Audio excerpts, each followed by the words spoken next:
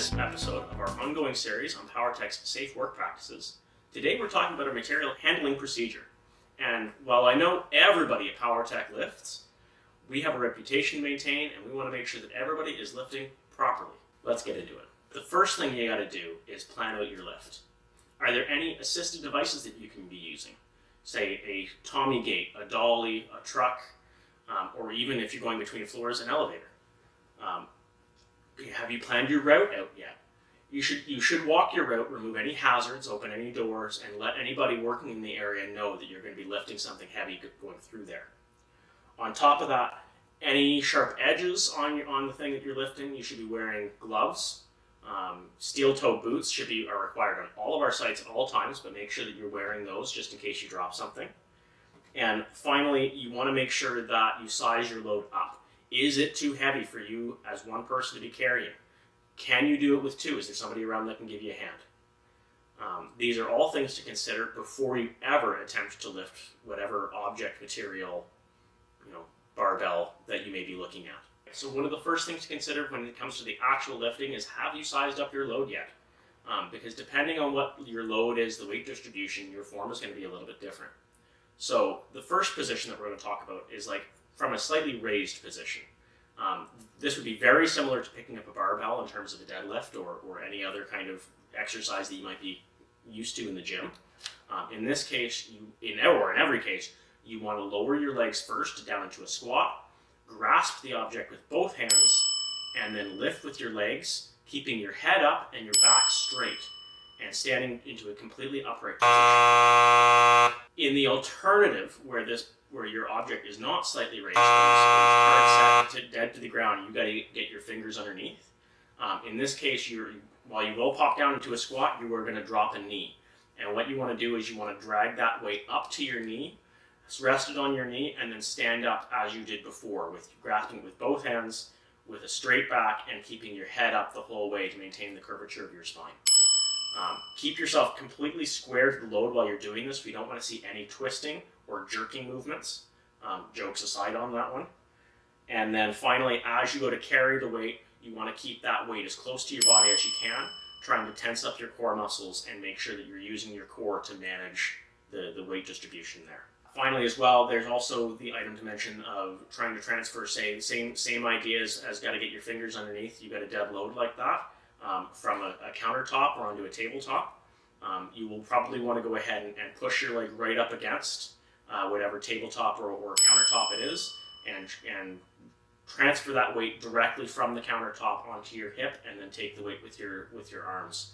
And again, keeping yourself square to the load, walking away in the route that you've already planned.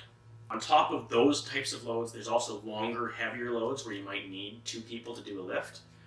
In this case, even more so than when you're going by yourself, planning your route is one of the most important things that you can do. So you want to make sure that whoever your partner is, you're roughly the same size, there's not an imbalance in terms of weight or height, as well as making sure that if you've got to go up any flights of stairs, you know who's going to be on the bottom. Because the person on the bottom is going to need to take a lot more weight than the person on the top. And so you should always try to make sure that whoever is the larger, stronger person is on the bottom of that distribution.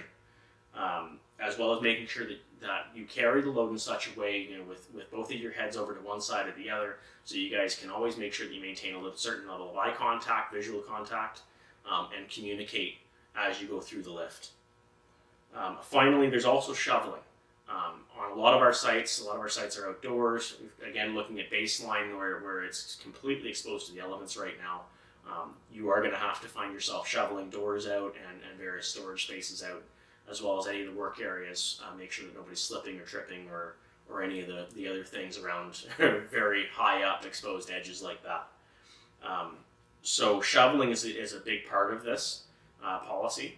So we want to make sure that we're keeping ourselves toes pointed toward the load while we lift, and that when we go to throw our snow off of our shovel, that we're keeping ourselves completely square to where we're throwing, and that we don't have any jerking or twisting motions in the back, which I'm sure some of you at home, that's what the inclination is to do, but you can, while you're at work at the very least, but you can also apply this when you're at home, make sure that you keep yourself square to your load as you load and unload the snow from your shovel.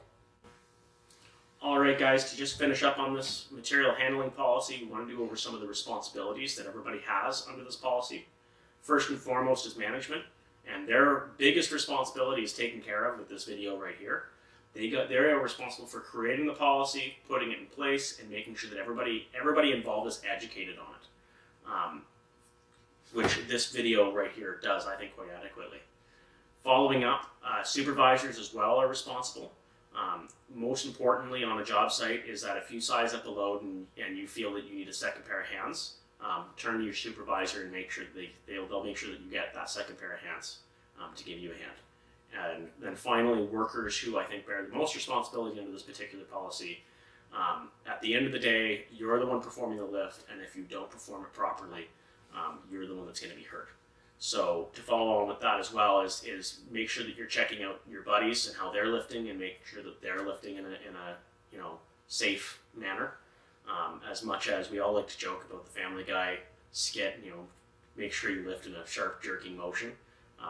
We all know that's not how you really lift, and we all want to make sure that everybody goes home safe. All right.